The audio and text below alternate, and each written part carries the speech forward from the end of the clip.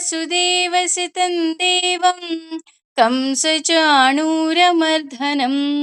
ದೇವಕೀ ಪರಮಾನಂದಂ ಕೃಷ್ಣಂ ವಂದೇ ಜಗದ್ಗುರುಂ ಶ್ರೀಕೃಷ್ಣಂ ವಂದೇ ಜಗದ್ಗುರುಂ.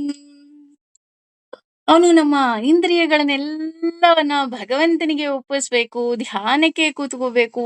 ಆಗ ನಾವು ಭಗವಂತನನ್ನ ಕಾಣೋದಿಕ್ಕೆ ಸಾಧ್ಯ ಅಂತಾನೆ ಭಗವಂತನೇ ಹೇಳ್ಬಿಟ್ಟಿದ್ದಾನೆ. ಅದಕ್ಕೆ ಇನ್ನೊಂದು ವಿಶೇಷವಾಗಿ ಒಂದು ಪದವನ್ನ ಆಡ್ ಮಾಡ್ತಿದ್ದಾನೆ. ಅದೇ ಯಾವ ಪದನಪ್ಪ ಅಂದ್ರೆ ಪ್ರತ್ಯಾಹಾರ ಅಂತ. ಅಂದ್ರೆ ಇಂದ್ರಿಯಗಳೆಲ್ಲವನ್ನ ಆ ದೇವರನ್ನೇ ಬಯಸೋದಕ್ಕೆ ಶುರು ಮಾಡುತ್ತೆ ಅನ್ನೋ ಅರ್ಥ ಕೊಡ್ತಾ ಹೋಗುತ್ತೆ. ಅಂದ್ರೆ ನಾವು ಹಠ ಮಾಡ್ಬೇಕು. ಹಠ ಅಂತಾನೆ ಹೇಳೋಣ, ಇಲ್ಲಿ ಪ್ರೀತಿ ಇದ್ದ ಕಡೆನೆ ಹಠ ಇರೋದು ಕಣ್ರಿ, ಅಲ್ವಾ? ನಾವೆಲ್ಲರ ಹತ್ರನೂ ಹಠ ಮಾಡ್ತೀವ? ಹೋಗ್ಬಿಟ್ಟು ಪಕ್ಕದ ಮನೆಯವ್ರ ಹತ್ರ ಹಠ ಮಾಡ್ತೀವ? ಇಲ್ಲ ಅಲ್ವಾ? ನಮ್ಮ ಅಮ್ಮನ ಹತ್ರ ಹಠ ಮಾಡ್ತೀವಿ, ನಮ್ಮ ಅಪ್ಪನ ಹತ್ರ ಹಠ ಮಾಡ್ತೀವಿ, ಮಕ್ಳು ಅಲ್ವಾ? ಅದ್ ಬಿಟ್ಬಿಟ್ಟು ಯಾರು ಅನ್ನೋಯಿಂಗ್ ಪರ್ಸನ್ ಹತ್ರ ಯಾರು ಮಕ್ಳು ಹಠ ಮಾಡೋದ್ ನೋಡಿದ್ದೀರಾ? ಇಲ್ಲ. ಅನ್ನೋಯಿಂಗ್ ಪರ್ಸನ್ ಹತ್ರ ನಮ್ಗೇನು ಗೊತ್ತೇ ಇಲ್ವೇನೋ ಅನ್ನೋಂಗ್ ಇನ್ನೋಸೆಂಟ್ ಆಗಿರ್ತೀವಿ. ಅದೇ ನಮ್ಮವರು ಅಂತ ಅಂದ ತಕ್ಷಣ ಅಲ್ಲಿ ಪ್ರೀತಿ ಇರುತ್ತೆ, ಹಠ ಇರುತ್ತೆ. ಹಾಗೆ ಭಗವಂತ ಯಾರು ಬೇರೆಯವನಾಗೋದಿಕ್ ಸಾಧ್ಯನೇ ಇಲ್ಲ, ಅವನು ನನ್ನವನು ಅಲ್ವಾ? ಹಾಗಾಗಿ ನಾನು ಭಗವಂತನ ಹತ್ರ ಹಠ ಮಾಡ್ಬೇಕು. ಹೇಗಪ್ಪ ಅಂದ್ರೆ, ಭಗವಂತ ನೀನೇ ಬೇಕು, ನನಗ್ ನೀನ್ ಬಿಟ್ಟು ಇನ್ಯಾರು ಬೇಡ. ಹೇಗೆ ಒಂದು ಮಗು ಅಮ್ಮ ಬೇಕು ಅಂತ ಹೇಗೆ ಹಠ ಮಾಡುತ್ತೋ, ಅದೇ ರೀತಿ ನಾವು ಅಷ್ಟೇ, ಭಗವಂತ ನೀನೇ ಬೇಕು, ನೀನ್ ಬಿಟ್ಟು ಇನ್ಯಾರು ನನಗ್ ಬೇಡಪ್ಪ. ಯಾಕಪ್ಪ ಅಂತ ಅಂದ್ರೆ ಹೇಳ್ತಾ ಹೋಗ್ತಾರೆ. ನಾನು ವಿಷ್ಣು ಸಹಸ್ರನಾಮದ ಅರ್ಥ ಬರಿಬೇಕಾದ್ರೂ ಸಹ ಹೇಳಿದ್ದೆ. ಅಂದ್ರೆ, ನಾನ್ ನಿನ್ ಕೈ ಹಿಡ್ಕೊಳಲ್ಲ.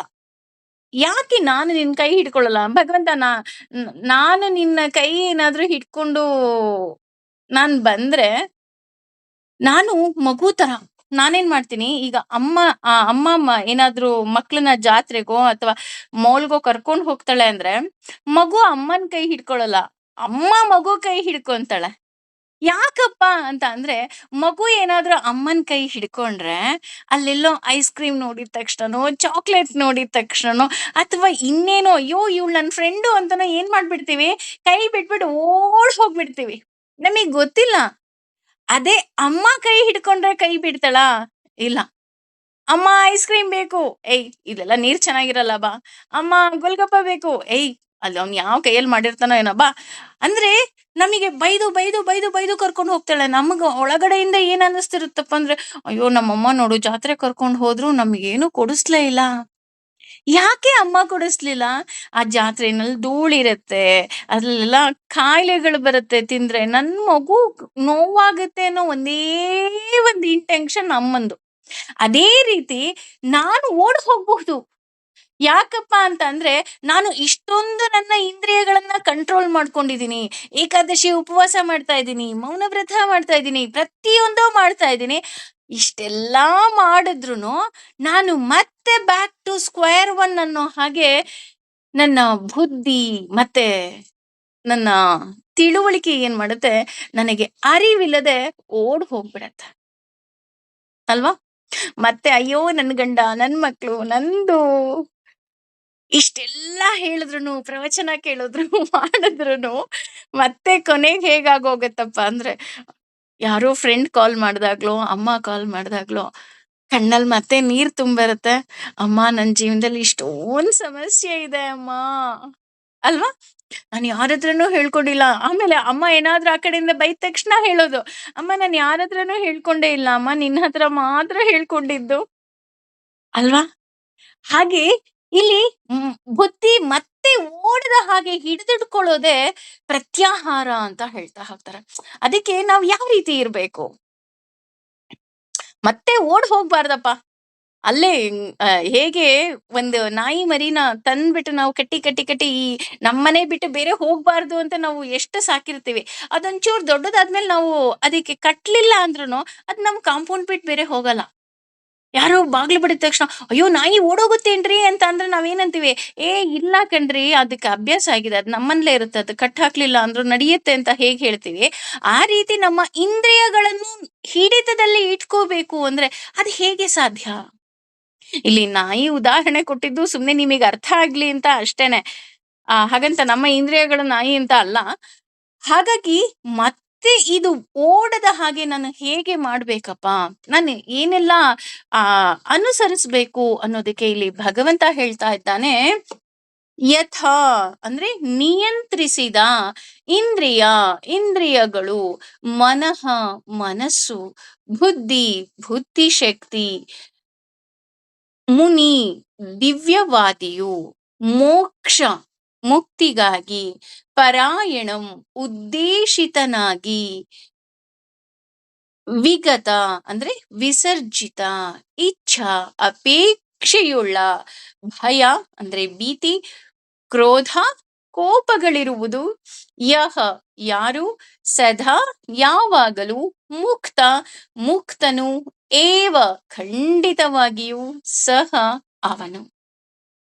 ಇಲ್ಲಿ ಏನ ಹೇಳ್ತಾ ಇದ್ದಾರಪ್ಪ ಭಗವಂತ ಅಂತ ನಾವೇನಾದ್ರೂ ನೋಡೋದಾದ್ರೆ, ನನ್ನ ಪ್ರಕಾರ ಭಗವದ್ಗೀತೆ ನಾನು ಹೇಳಿದ್ನಲ್ಲ, ಎಷ್ಟು ಸುಲಭವಾಗಿ ನಮಗೆ ನಮ್ಮ ಈ ಲೋಕದಲ್ಲಿ ಅಂದ್ರೆ ಈಗ ಟ್ರಿಪ್ ಹೋಗ್ಬೇಕಾದ್ರೆ ಒಂದು ಗೈಡ್ಲೈನ್ಸ್ ಅಂತ ಕೊಟ್ಟಿರ್ತಾರಲ್ವಾ, ಆ ರೀತಿ ಈ ಭಗವದ್ಗೀತೆ ಅನ್ನೋದು ನಮಗೆ, ನಾವು ಟ್ರಿಪ್ಪಿಗೆ ಬಂದಿದೀವಿ, ಭೂಲೋಕಕ್ಕೊಂದು ಚಿಕ್ಕ ಟ್ರಿಪ್ಪಿಗೆ ಬಂದಿದೀವಿ, ಈ ಟ್ರಿಪ್ಪಲ್ಲಿ ನಾವು ಹೇಗೆಲ್ಲ ಇರಬೇಕು ಅಂತ ಹೇಳುವಂತಹ ಗೈಡ್ಲೈನ್ ಅಂತ ಅಂದ್ರೆ ಖಂಡಿತವಾಗ್ಲೂ ತಪ್ಪಾಗೋದಿಲ್ಲ. ವಿತೌಟ್ ಗೈಡ್ಲೈನ್ ನಾನು ಯಾವುದೋ ಅನ್ನೋಯಿಂಗ್ ಪ್ಲೇಸಿಗೆ ಹೋದಾಗ ಏನಾಗುತ್ತೆ, ನನಗೆ ಗೊತ್ತಿಲ್ದಿರೋ ಪ್ಲೇಸು, ನನಗೆ ಗೊತ್ತಿಲ್ಲ ಅದು ಯಾವ ಊರು ಅಂತ ಗೊತ್ತಿಲ್ಲ, ಏನೂ ಇಲ್ಲ, ಹೋಗ್ಬಿಟ್ಟಿದೀನಿ, ಅಲ್ಲಿ ಯಾವ ಜಾಗ ನೋಡ್ಬೇಕು ಗೊತ್ತಿಲ್ಲ, ಏನೂ ಗೊತ್ತಿಲ್ಲ. ಅವಾಗ ಏನಾಗುತ್ತೆ, ಕಕ್ಕಬಿಕ್ಕಿ ಆಗ್ತೀವಿ.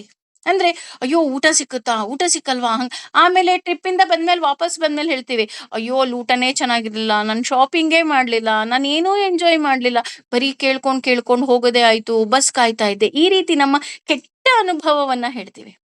ಅದೇ ನಾನು ಗೈಡ್ಲೈನ್ಸ್ ನ ತಗೊಂಡು ಹೋದಾಗ ಏನಾಗುತ್ತೆ, ನನಗೆ ಗೊತ್ತಾಗುತ್ತೆ, ಎಸ್ ನಾನು ಹೋಟೆಲ್ಗೆ ಹೋಗ್ಬೇಕು, ಇಂಥ ಹೋಟೆಲ್ ಅಲ್ಲಿ ಇದ್ರೆ ನಮಗೆ ಬ್ರೇಕ್ಫಾಸ್ಟ್ ಅಲ್ಲೇ ಹೋಟೆಲಲ್ಲಿ ಮಾಡ್ಕೋಬೇಕು, ಅಲ್ಲಿಂದ ಅವರೇ ವೆಹಿಕಲ್ ಮಾಡ್ಕೊಡ್ತಾರೆ, ಇಷ್ಟು ಪ್ಲೇಸ್ ಇರುತ್ತೆ, ಅದನ್ನ ನೋಡ್ಕೊಂಡು ಬಂದೆ, ಎಸ್ ಮೊದಲನೇ ದಿನ ಇಷ್ಟು ಪ್ಲೇಸು, ಎರಡನೇ ದಿನ ಇಷ್ಟು ಪ್ಲೇಸ್ ಅಂದ್ರೆ ಟೈಮ್ ಟೇಬಲ್ ಪ್ರಕಾರ ನಾನು ಹೋಗಿ ಬಂದಾಗ, ವಾವ್ ಏನ್ ಚೆನ್ನಾಗಿತ್ತು ಗೊತ್ತೇನ್ರಿ ಟ್ರಿಪ್ಪು, ತುಂಬಾ ಚೆನ್ನಾಗಿತ್ತು.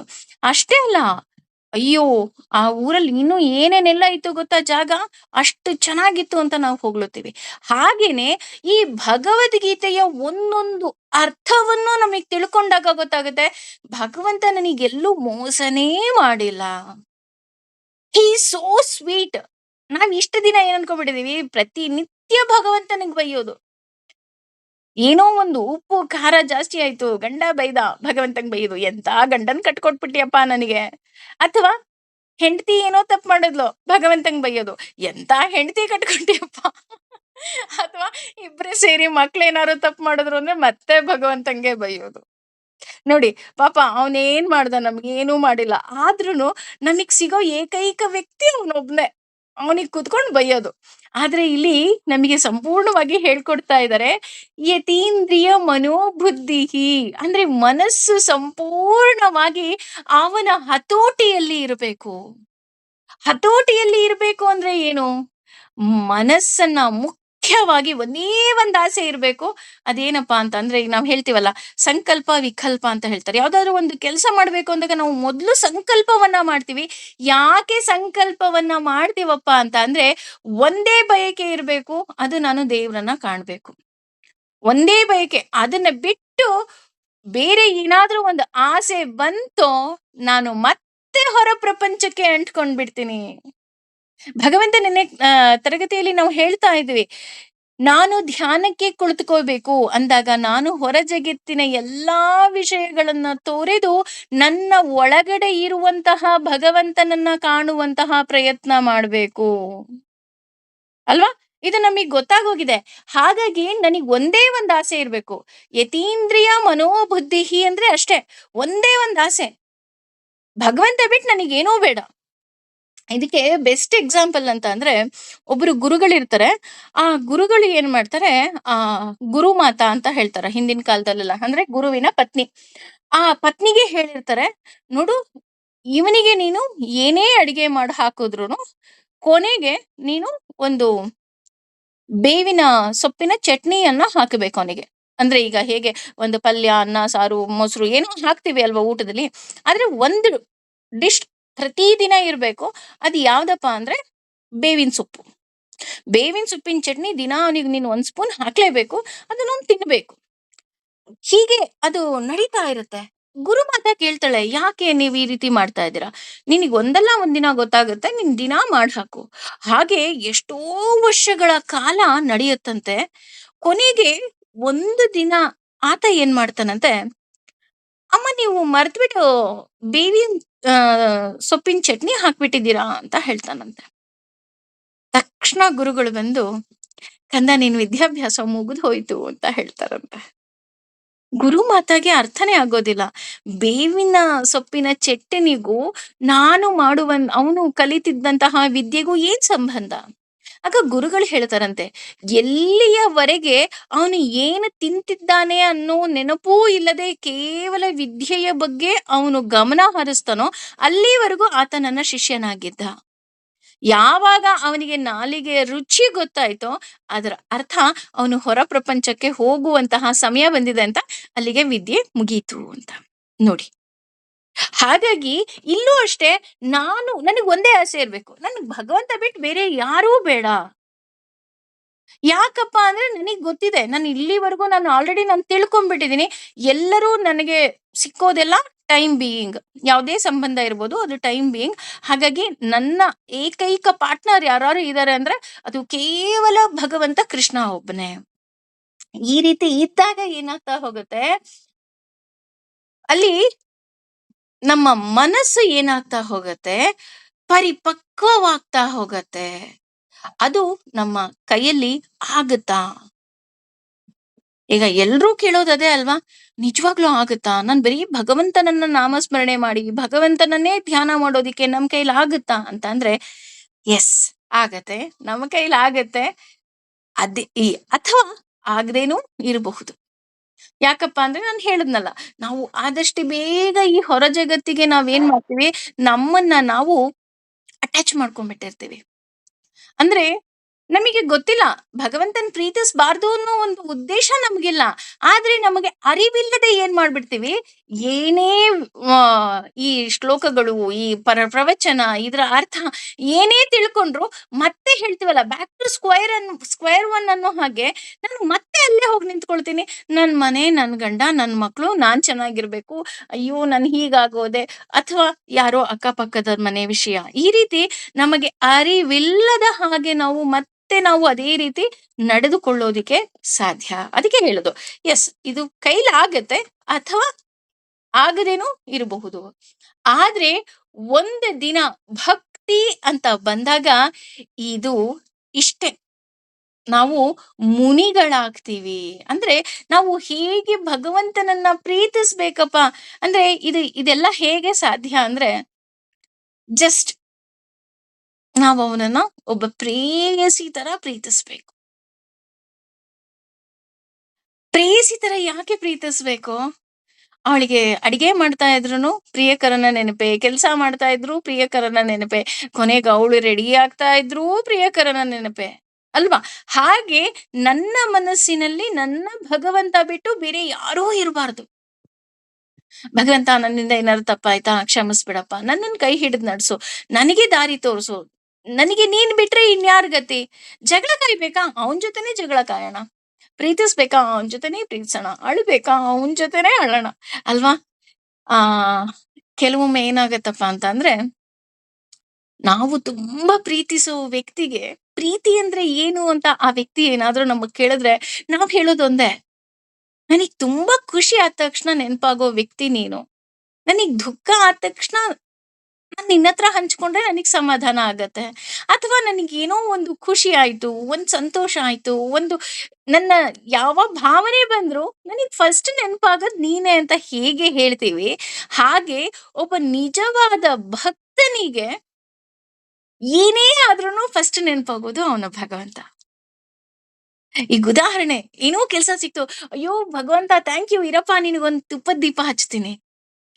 ಅಥವಾ ಏನೋ ಒಂದು ಖುಷಿ ವಿಷಯ ಕೇಳಿದ್ವಿ, ಅಯ್ಯೋ ಇರಪ್ಪ ಮೊದ್ಲು ಭಗವಂತನಿಗೆ ಒಂಚೂರು ಸಕ್ಕರೆ ಇಟ್ಬಿಟ್ಟು ನಿನ್ ಬಾಯಿಗೆ ಒಂಚೂರು ಸಕ್ಕರೆ ಹಾಕ್ತೀನಿ. ಅಥವಾ ಏನೋ ದುಃಖನೇ ಆಯ್ತು, ಅಯ್ಯೋ ಭಗವಂತ ಯಾಕೆ ಹೀಗಾಯ್ತು? ಜಸ್ಟ್ ಲೈಕ್ ದಟ್ ನಮ್ಗೆ ಏನೇ ಅಂದ್ರೂ ಹೇಗೆ ನಮ್ಗೆ ಫಸ್ಟ್ ಥಾಟ್ ನಾವು ಪ್ರೀತಿಸೋರು ಬರ್ತೀವೋ, ಹಾಗೆ ಒಬ್ಬ ನಿಜವಾದ ಭಕ್ತನಿಗೆ ಅವನ ಭಗವಂತ ನೆನಪಾಗ್ತಾ ಹೋಗ್ತಾನೆ. ಯೋಗಿ ಮಾಡುವ ಕೆಲಸ ಅಂತ ಹೇಳ್ತಾ ಹೋಗ್ತಾರೆ. ಅಂದ್ರೆ ಯೋಗಿಗಳು ಅಂದ್ರೆ ಏನ್ ಯಾರೋ ಸನ್ಯಾಸಿಗಳು ಅಥವಾ ಇನ್ನೇನೋ ತುಂಬಾ ಕಷ್ಟದ ಕೆಲಸನ? ಇಲ್ಲ ಕಣ್ರಿ. ಯೋಗಿಗಳು ಅಂದ್ರೆ ಸದಾ ಭಗವಂತನ ಸ್ಮರಣೆಯಲ್ಲಿ ಇರೋರು ಅಷ್ಟೇ. ಅಷ್ಟು ಬಿಟ್ಟು ಏನು ಇಲ್ಲ. ನಾವು ತುಂಬಾ ಈ ಕೆಲವು ಪದಗಳನ್ನ ನಾವು ಕಬ್ಬಣ ಮಾಡ್ಕೊಂಡ್ಬಿಟ್ಟಿದೀವಿ. ಅದ್ ಕಬ್ಬಣ ಅಲ್ಲ. ಐಸ್ ಇದ್ದಂಗೆ ತೆಗ್ದು ಒಂಚೂರು ಹೊರಗಡೆ ಇಟ್ರೆ ಕರಗ್ ಹೋಗತ್ತೆ. ಅಥವಾ ಬಾಯಲ್ಲಿಟ್ರೆ ಕರಗೋಗುತ್ತೆ. ಆ ತರಹದ ವಸ್ತುಗಳನ್ನ ನಮಿಗ್ ಅರಿವಿಲ್ಲದೆ ನಾವೇನ್ ಮಾಡ್ಕೊಂಡ್ಬಿಟ್ಟಿದೀವಿ, ಕಠಿಣ ಮಾಡ್ಕೊಂಡ್ಬಿಟ್ಟಿದೀವಿ ಅಷ್ಟೇನೆ. ಯತೀಂದ್ರಿಯ ಮನಃ ಅಂದ್ರೆ ಮನಸ್ಸಿನಲ್ಲಿ ಇಷ್ಟೇ ಆಸೆ, ಅದು ಭಗವಂತ ನೀನ್ ಬೇಕು. ಬುದ್ಧಿಯೂ ಸಹ ನಿಯಂತ್ರಿಸಲಾಗತ್ತದೆ. ಅಂದ್ರೆ ಭಗವಂತ ನೀನೇ ಎಲ್ಲಾ ಮಾಡ್ಬೇಕು ಅಂದಾಗ ನನ್ ಬುದ್ಧಿ ನಿಯಂತ್ರಣ ಆಗತ್ತೆ. ಅದು ಬೇಕು, ಇದು ಬೇಕು, ಇದು ಬೇಕು, ಅದು ಬೇಕು. ಬೇಡಪ್ಪ, ನನಗ್ ಬೇಕಾ? ಅದ್ ನನ್ ಪಾಲಿಗಿದ್ಯಾ? ಭಗವಂತ ಯಾರ್ ಕೈಲೋ ಅದನ್ನ ನನ್ ಹತ್ರ ತರಿಸ್ತಾನೆ. ಆ ಮನೋಬುದ್ಧಿಗೆ ಬಂದ್ಬಿಡ್ತೀವಿ. ಅಂದ್ರೆ ನನಗೆ ಅಂತ ಆ ವಸ್ತು ಏನಾದ್ರೂ ಆಗಿದ್ದೇ ಆದ್ರೆ ಅದನ್ನ ಹೇಗೋ ಭಗವಂತ ನನ್ನ ಕೈ ಸೇರಿಸ್ತಾನೆ. ಅಥವಾ ಆ ವಸ್ತು ನನಗಾಗಿಲ್ವಾ, ಅದು ನನ್ನ ಕೈಯಲ್ಲೇ ಇದ್ದು ನಾನು ನನ್ನ ತಿಜೋರಿಯಲ್ಲಿಟ್ರು ಅದನ್ನ ಕಳ್ಳ ಕದ್ಕೊಂಡು ಹೋಗ್ತಾನ ಅಷ್ಟೆ. ಅದಕ್ಕೇನೆ ಇಲ್ಲಿ ಪ್ರವಚನ ಕೇಳೋದು ಭಕ್ತಿನ, ಅಥವಾ ಪ್ರವಚನವನ್ನ ಓದೋದು, ಅಥವಾ ಭಾಗವತ ಓದೋದು, ಅಥವಾ ಭಗವದ್ಗೀತೆ ಓದೋದು ಇದು ಭಕ್ತಿನ? ಅಲ್ಲ. ಅದನ್ನ ಭಕ್ತಿಯಿಂದ ಮಾಡಿದಾಗ, ಅಂದ್ರೆ ಈಗ ಭಗವದ್ಗೀತೆಯಲ್ಲಿ ನಾವೇನೆಲ್ಲ ಕೇಳ್ತಾ ಇದೀವಿ ಅದನ್ನ ನಾನು ನನ್ನ ಜೀವನದಲ್ಲಿ ಅಳವಡಿಸ್ಕೋಬೇಕು. We will come to know. ಅಂದ್ರೆ ನಮ್ಗೆ ಅವಾಗ ಗೊತ್ತಾಗ್ತಾ ಹೋಗುತ್ತೆ, ಭಗವಂತ ನನಗೆ ಯಾವತ್ತೂ ಕೆಟ್ಟದ್ ಮಾಡೇ ಇಲ್ಲ. ಅವನ್ ಏನೇನೆಲ್ಲ ನನ್ನ ಜೀವನದಲ್ಲಿ ಮಾಡಿದಾನಲ್ಲ ಅದೆಲ್ಲವುದೂ ಸಹ ನನ್ನ ಒಳಿತಿಗಾಗೇ ಇದೆ. He loves me so much. ನಾನ್ ಅನ್ಕೊಂಡಿದ್ದೆ, ಅಯ್ಯೋ ನಾನು ಅವನನ್ನ ತುಂಬಾ ಪ್ರೀತಿಸ್ತೀನಿ ಅಂತ. ಇಲ್ಲ ಕಣ್ರಿ, ನನಗಿಂತ 100ರಷ್ಟು ಅವನು ನನ್ನನ್ನ ಪ್ರೀತಿಸ್ತಾನೆ. ಹಾಗಾಗಿ ನನಗೆ ಅವನು ಎಂದೂ ಸಹ ಕೆಟ್ಟದ್ ಮಾಡೋದಿಕ್ ಆಗೋದಿಲ್ಲ. ಈಗ ಉದಾಹರಣೆ, ಯಾರನ್ನೋ ನೀವು ಒಬ್ರನ್ನ ಪ್ರೀತಿಸ್ತೀರಾ. ನಿಮ್ಮ ಗಂಡ ಇರ್ಬೋದು, ನಿಮ್ ಮಕ್ಳಿರ್ಬಹುದು ಅಲ್ವಾ? ಅವರಿಗೆ ನೀವು ಕನ್ಸಲ್ಲೂ ಯಾವತ್ತಾದ್ರೂ ಕೆಟ್ಟದ್ ಬಯಸ್ತೀರಾ? ಇಲ್ಲ ಅಲ್ವಾ? ಹಾಗೇನೆ ಭಗವಂತ ನಮ್ಮನ್ನ ಪ್ರೀತಿಸ್ತಾನೆ ಅಂದಾಗ ನಮಗೆ ಹೇಗೆ ಅವನು ಕೆಟ್ಟದ್ ಮಾಡೋದಿಕ್ಕೆ ಸಾಧ್ಯ? ಸಾಧ್ಯನೇ ಇಲ್ಲ ಅಲ್ವಾ? ಆ ಮನೋಧೈರ್ಯ ನಮ್ಗೆ ಬರಬೇಕು. ವಿಜಯ್ ಪ್ರಕಾಶ್ ಒಂದ್ ಕಡೆ ಹೇಳ್ತಾ ಇದ್ರು, ನಂಗದ್ ತುಂಬಾ ಇಷ್ಟ. ನನ್ನದನ್ನ ನಾನ್ ಯಾವಾಗ್ಲೂ ಅದನ್ನ ಜ್ಞಾಪಿಸ್ಕೊಳ್ತಾ ಇರ್ತೀನಿ. ಅಪ್ಪಿ ತಪ್ಪಿ ನೀನೇನಾದ್ರೂ ಭಗವಂತ ಇದು ಸರಿನಾ ಅಂತ ನೀನೇನಾದ್ರೂ ಭಗವಂತನ ಮೇಲೆ ಡೌಟ್ ಪಟ್ಬಿಟ್ರೆ ನಿನ್ನ ಭಕ್ತಿಯೇ ಡೌಟ್ ಇದ್ದ ಹಾಗೆ ಅಂತ ಹೇಳ್ತಾ ಹೋಗ್ತಾರೆ. ಅಂದ್ರೆ ಅದ್ ನನಗ್ ತುಂಬಾ ಇಷ್ಟ. ಯಾಕೆ ಅಂದ್ರೆ ಭಗವಂತನನ್ನ ಡೌಟ್ ಪಡೋದಿಕ್ ನಾವ್ ಯಾರು ರೀ? ಅಲ್ವಾ? ಹಾಗಾಗಿ ನಾವು ಮನುಷ್ಯರಾಗಿ ನಾವು ಒಬ್ಬ ವ್ಯಕ್ತಿಯನ್ನ ಪ್ರೀತಿಸಿದಾಗ ನಾವು ಕೆಟ್ಟದ್ದನ್ನ ಹೇಗೆ ಬಯಸೋದಿಲ್ವೋ, ಹಾಗೆ ಭಗವಂತನೂ ಸಹ ನಮ್ಮನ್ನ ಪ್ರೀತಿಸ್ತಾನೆ ಅಂದಾಗ ಅವನು ಎಂದೂ ಸಹ ನನಗೆ ಕೆಟ್ಟದ್ದು ಮಾಡೋದಿಕ್ಕೆ ಸಾಧ್ಯವೇ ಇಲ್ಲ. ಅವನು ಪರಿಪೂರ್ಣ. ಯಾಕಪ್ಪ ಅವನು ಪರಿಪೂರ್ಣ ಅಂತ ಅಂದ್ರೆ, ಅವನು ಎಂದೂ ಸಹ ನನ್ನ ಬಗ್ಗೆ ಆಗ್ಲಿ ಅಥವಾ ನನ್ನ ಯಾವುದೇ ಚಟುವಟಿಕೆಗಳಿಂದಾಗ್ಲಿ ಭಗವಂತ ನನಗೆ ಮೋಸ ಮಾಡೋದಿಕ್ಕೋ ಅಥವಾ ನೋವು ಕೊಡೋದಿಕ್ಕೋ ಸಾಧ್ಯವೇ ಇಲ್ಲ. ಹಾಗಾಗಿ ನನಗೆ ಭಗವಂತನ ಬಗ್ಗೆ ಅಪ್ಪಿ ತಪ್ಪಿಯೂ ಸಹ ಅಪನಂಬಿಕೆ ಬರಬಾರದು. ಯಾವ ಕಾರಣಕ್ಕೂ ಅಪನಂಬಿಕೆ ಬರಬಾರದು. ಯಾಕೆ ಬರಬಾರ್ದಪ್ಪ ಅಂತ ಅಂದ್ರೆ, ನಾನು ಒಬ್ಬ ವ್ಯಕ್ತಿಯನ್ನ ಪ್ರೀತಿಸ್ತೀನಿ ಅಂದಾಗ ನಾನ್ ಕನಸಿನಲ್ಲೂ ಹೇಗೆ ಕೆಟ್ಟದ್ದು ಬಯಸಲ್ಲ, ಭಗವಂತ ನನಗೆ ಹೇಗೆ ಕೆಟ್ಟದ್ದು ಮಾಡಕ್ಕಾಗುತ್ತೆ? ಕೆಲವೊಮ್ಮೆ ಕೆಲವು ವ್ಯಕ್ತಿಗಳು ನಮ್ಮ ಜೀವನದಲ್ಲಿ ಆಡ್ ಆಗ್ತಾ ಹೋಗ್ತಾರೆ. ಕೆಲವು ವ್ಯಕ್ತಿಗಳು ನಮ್ಮ ಜೀವನದಿಂದ ಸಬ್ಟ್ರಾಕ್ಟ್ ಆಗ್ತಾ ಹೋಗ್ತಾರೆ. ಅದಕ್ಕೆಲ್ಲ ನಾವು ಭಗವಂತನ ದೂಷಿಸೋದು ತಪ್ಪು. ಯಾಕೆ ಅಂದ್ರೆ ಅವನಿಗೆ ಗೊತ್ತಿರುತ್ತೆ, ಇದಕ್ಕಿಂತ ಇನ್ನೇನು ನಿನ್ನ ಜೀವನದಲ್ಲಿ ಪಾಠ ಕಲಿಯೋದಿದೆ. ಹಾಗಾಗಿ ದೇವ್ರು ನನ್ನವನು ಅನ್ನುವಂತಹ ಆ ಆ ದೃಢ ನಿರ್ಧಾರ ಬರಬೇಕು. ಯಾರ್ ನನ್ನವರೋ ನನಗ್ ಗೊತ್ತಿಲ್ಲ. ಆದ್ರೆ ದೇವ್ರು ನನ್ನವನು. ಹಾಗಾಗಿ ನಿರ್ಧಾರಣಾ ಶಕ್ತಿ ಅಂತ ಹೇಳ್ತಾ ಹೋಗ್ತಾರೆ. ಅಂದ್ರೆ ನಿರ್ಧಾರಣಾ ಶಕ್ತಿ ಅಂದ್ರೆ ಏನು ಇಲ್ಲ. ದೇವ್ರು ನನ್ನವನು ಅನ್ನೋದೇ ಅದೇ ನಿರ್ಧಾರಣಾ ಶಕ್ತಿ.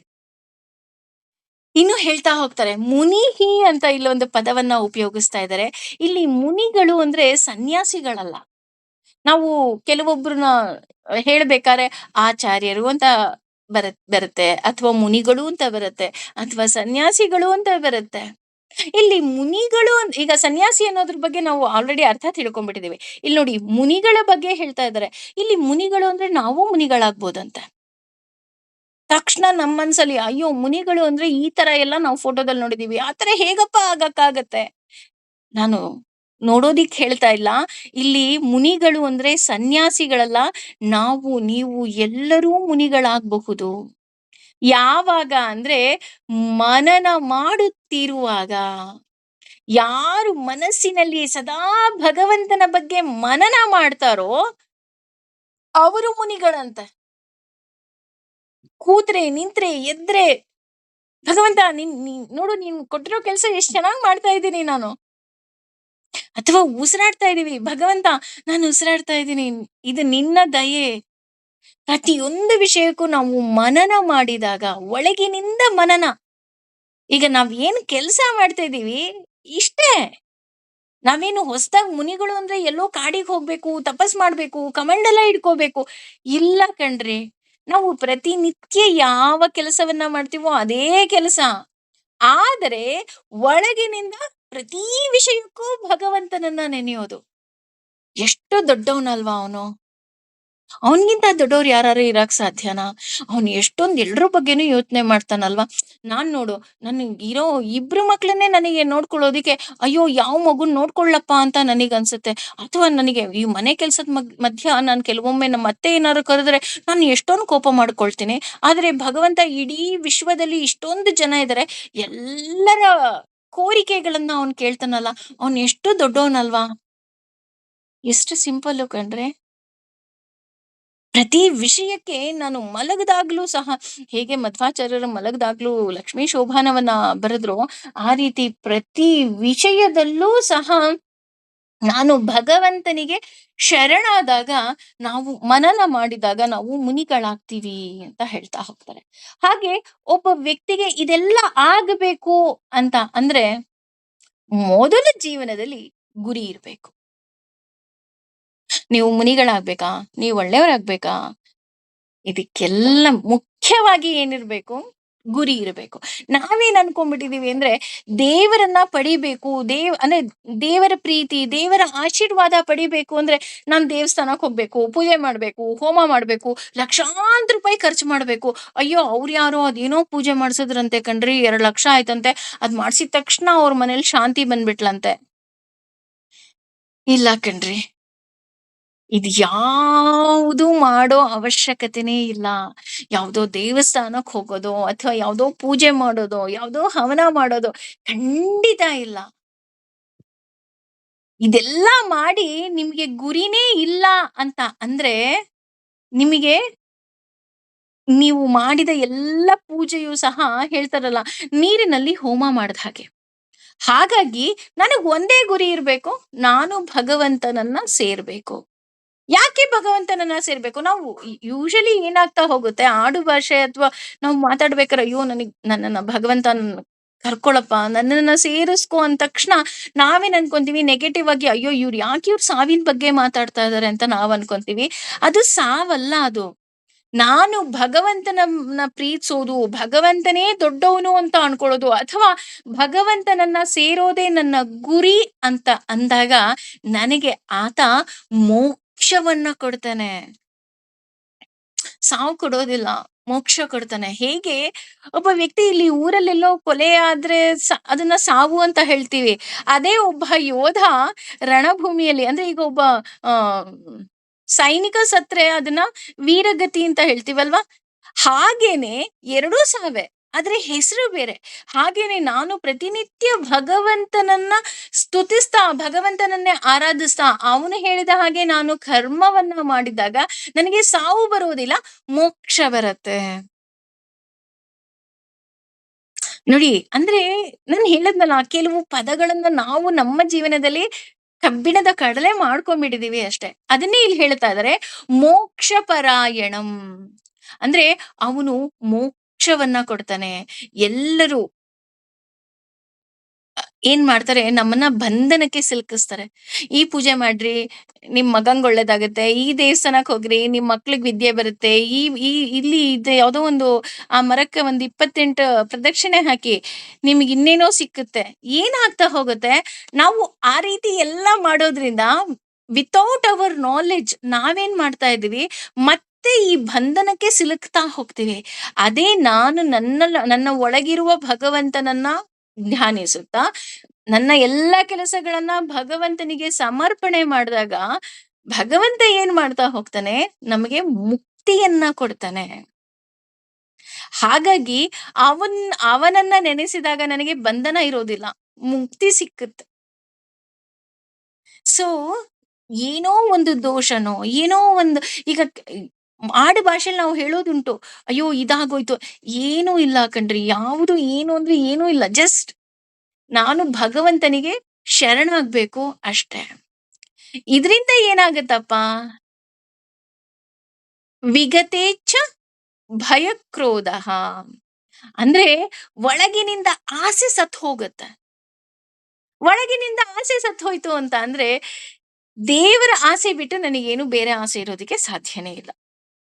ನನ್ನಲ್ಲಿರೋದು ಒಂದೇ ಆಸೆ. ಹೇಗೆ ಜಡಭರತ ಏನ್ ಕೊಟ್ರು ತಿಂತಿದ್ನೋ ಆತರ ಏನೋ ಒಂದ್ ತಿಂತೀನಿ, ಏನೋ ನನ್ ಕೆಲ್ಸ ಮಾಡ್ಕೊಂತೀನಿ, ಆರಾಮಾಗಿರ್ತೀನಿ. ಆದ್ರೆ ಒಳಗಿನಿಂದ ನಾನು ಭಗವಂತನನ್ನ ಪ್ರೀತಿಸೋದಿಕ್ಕೆ ಸಾಧ್ಯ. ಹಾಗಾಗಿ ನಾನು ಏನೇ ಕೆಲ್ಸ ಮಾಡಿದ್ರು, ನನ್ನ ಜೀವನದಲ್ಲಿ ಏನೇ ನಡೆದ್ರು ನಾನ್ ಅನ್ಕೋಬೇಕು, ಭಗವಂತ ನಿನ್ನ ಸಂಕಲ್ಪ ಇದ್ದಾಗ ಮಾತ್ರ ಇದು ಸಾಧ್ಯ. ಏನೇ ಆಗ್ಬೋದು. ನನ್ನ ಜೀವನದಲ್ಲಿ ಏನೇ ಆಗ್ಬೋದು, ನಿಮ್ಮ ಜೀವನದಲ್ಲಿ ಏನೇ ಆಗ್ಬೋದು. ಅದೆಲ್ಲವುದು ಯಾವಾಗ ಸಾಧ್ಯನಪ್ಪ ಅಂದ್ರೆ ಭಗವಂತನ ಸಂಕಲ್ಪದಿಂದ ಮಾತ್ರ ಸಾಧ್ಯ. ಉದಾಹರಣೆ ಕೆಲವ್ರು ಹೇಳ್ತಾರೆ, ಏನೋ ಮನೆಯಲ್ಲಿ ಯಾರೋ ಒಬ್ರು ಹುಷಾರಿರಲ್ಲ. ಅವರು ಆ ಏನೋ ಒಂದು ಹಾಸ್ಪಿಟಲೈಸ್ ಆಗಿರ್ತಾರೋ ಅಥವಾ ತುಂಬಾ ಸಫರ್ ಪಡ್ತಾ ಇರ್ತಾರೆ. ಯಾವ್ದೋ ಒಂದು ಧ್ಯಾನ ಮಾಡೋದ್ರಿಂದ ಒಳ್ಳೇದಾಗತ್ತಾ ಅನ್ನೋ ಹಾಗಿದ್ರೆ, ಹೌದು ಧ್ಯಾನ ಮಾಡೋದ್ರಿಂದ ಒಳ್ಳೇದಾಗ್ಬೋದು. ಆದ್ರೆ ಅದನ್ನ ಭಗವಂತ ನಮಗೆ ಕರುಣಿಸ್ಬೇಕು. ಉದಾಹರಣೆ ಅವನನ್ನ ಸರಿನೂ ಹೋಗ್ಬಹುದು.